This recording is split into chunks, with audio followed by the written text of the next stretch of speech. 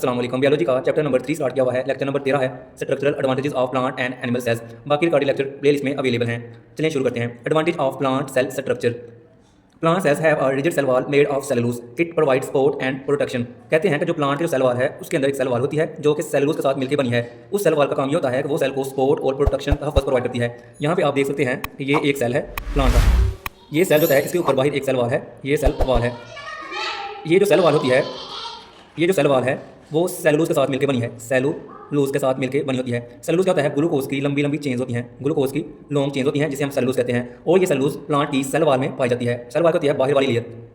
इसके अलावा plant cell होते हैं they contain chloroplast responsible for photosynthesis. It convert light energy into chemical energy allowing plants to produce food. कहते हैं जो प्लांट के अंदर जो सेल होते हैं उनके अंदर क्या होते हैं? क्लोरोप्लास्ट होते हैं। ये क्लोरोप्लास्ट क्या करते हैं? फोटोसिंथेसिस करते हैं। फोटोसिंथेसिस क्या होती है कि वो लाइट एनर्जी को कन्वर्ट करते हैं केमिकल एनर्जी में, जिसकी वजह से प्लांट अपनी खुराक तैयार कर लेता है। मैं यहाँ पे आपको समझा के दिखा देता हूँ। सपोज करें ये एक प्लांट है, ये प्लांट का एक लीफ है, पत्ता। अब यहाँ पे क्या होता है? ये एक सूरज है, सपोज करें ये एक सूरज है। यहाँ से क्या आ रही होती है? सनलाइट आ रही होती है, ये सनलाइट है। और यहाँ पे क्या है? बाहर से एटमॉस्फेयर में कार्बन डाइऑक्साइड आ रही है, तो ये कार्बन डाइऑक्साइड होगी। और साथ यहाँ से रूट्स हैं, रूट से क्या आएगा? प्लांट के अंदर पानी आएगा। यहाँ से जो पानी है वो यहाँ पे अंदर आ जाएगा। तो यहाँ पे कार्बन डाइऑक्साइड, वाटर और यहाँ पे क्या है? सूरज की रोशनी। जब ये मिलके क्या बनाएंगे? सारे सारा फूड। इसका नाम होता है फोटोसिंथेसिस। फोटोसिंथेसिस क्या होता है? एटमॉस्फेयर से कार्बन डाइऑक्साइड आ रही है, ज़मीन से पानी आ रहा है और सूरज की रोशनी आ रही है, तो प्लांट अपनी खुराक बना लेगा। इसको हम कहते हैं फोटोसिंथेसिस। फोटोसिंथेसिस। और ये सारे का सारा जो प्रोसेस है ये कहाँ पे हो रहा है? क्लोरोप्लास्ट में। क्लोरोप्लास्ट में फोटोसिंथेसिस होती है। The large central vacuole store water, nutrients and waste.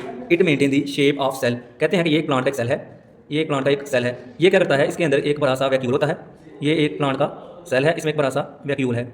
ये वैक्यूल क्या करता है? वाटर को, न्यूट्रिएंट्स और जो वेस्ट मटेरियल होता है उसको अपने अंदर क्या करता है? स्टोर करता है। Plant cells are interconnected by plasmodesmata channels that allow communication and transport of substances. कहते हैं कि यहाँ पे आप देख सकते हैं ये प्लांट का एक सेल है, ये भी प्लांट का एक सेल है। तो इनमें क्या होते हैं? सुराख होते हैं। इन सुराखों को हम नाम देते हैं प्लाज्मोडेस्माटा। प्लाज्मोडेस्माटा क्या करते हैं कि यहाँ से चीज़ें जो होती हैं इजीली ट्रांसपोर्ट होती हैं, तो सेल आपस में कम्युनिकेशन करते हैं। कहते हैं advantages of animal cell structure. जो एनिमल सेल्स होते हैं have centrioles which make spindle fibres. It ensure equal distribution of chromosome. तो कहते हैं कि एनिमल सेल के अंदर सेंट्रियोज होते हैं जो कि स्पिंडल फाइबर बनाते हैं। स्पिंडल फाइबर का काम होता है कि क्रोमोसोम की इक्वल डिस्ट्रीब्यूशन करवाना। मैं यहाँ पे आपको बना के दिखा देता हूँ। ये एक सेल है, ये एक सेल है। इस सेल में क्या है? ये क्रोमोसोम मौजूद है, ये क्रोमोसोम है। तो यहाँ पे क्या होता है कि ये एक दो सेंट्रियोज हैं। ये सेंट्रियोज क्या करते हैं? यहाँ से धागे निकलते हैं। इन धागों को हम नाम देते हैं स्पिंडल फाइबर्स। Spindle fibres. ये जो स्पिंडल फाइबर्स हैं, ये जो धागे हैं, ये क्या करते हैं? क्रोमोसोम को अपनी तरफ खींचते हैं। इसका नाम है क्रोमोसोम। ये जो धागे हैं स्पिंडल फाइबर्स हैं, ये क्रोमोसोम को अपनी तरफ खींचेंगे, जिसकी वजह से क्या होगा कि सेल के अंदर क्या होगा? जो क्रोमोसोम है वो क्या होंगे? इक्वल डिस्ट्रीब्यूट हो जाएंगे। ये नहीं, यहाँ पे क्रोमोसोम इस तरफ आ जाएगा, एक क्रोमोसोम इस तरफ आ जाएगा, तो दो क्रोमोसोम अलग-अलग हो जाएंगे। और ये काम कौन कर रहा है? सेंट्रियोल। इसका नाम होता है सेंट्रियोल। तो सेंट्रियोल क्या करता है? सेंट्रियोल धागे बनाता है। ये धागे क्या करते हैं? क्रोमोसोम को अपनी तरफ खींचते हैं और क्रोमोसोम की इक्वल डिस्ट्रीब्यूशन करवा देते हैं। इसके अलावा animal cell contain lysosome that break down the waste material. तो हमने पढ़ा था लास्ट लेक्चर में कि एनिमल सेल के अंदर क्या होता है? लाइसोसोम होता है। ये एक सेल है, इस सेल में क्या होता है? ये एक लाइसोसोम है। इस लाइसोसोम में एंजाइम होते हैं। ये एंजाइम जो कि क्या करते हैं? जो वेस्ट मटेरियल होता है, जैसे कि ये एक वेस्ट मटेरियल है जो कि सेल के अंदर दाखिल हो चुका है। अब ये जो एंजाइम होते हैं, ये एंजाइम बाहर आएंगे। ये एंजाइम है, ये एंजाइम क्या करेगा? इसकी तोड़-फोड़ कर देगा और इसे सेल से बाहर भेज देगा टुकड़ों में। इसके बाद some animal cells have structures called cilia and flagella involve in movement. कहते हैं जो कुछ प्रोटोजोआ होते हैं जैसा कि परमेशियम, मैं यहाँ पे आपको बना के दिखाता हूँ। ये क्या है? परमेशियम। तो यहाँ पे इसके ऊपर इस तरह क्या होते हैं?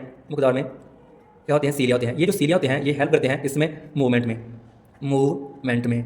इसके अलावा they lack rigid cell wall allowing to change shape easily. कहते हैं कि जो एनिमल सेल होते हैं उनके अंदर सेल वॉल नहीं होती, जिसकी वजह से जो सेल्स हैं वो अपनी शेप को इजीली चेंज कर सकते हैं।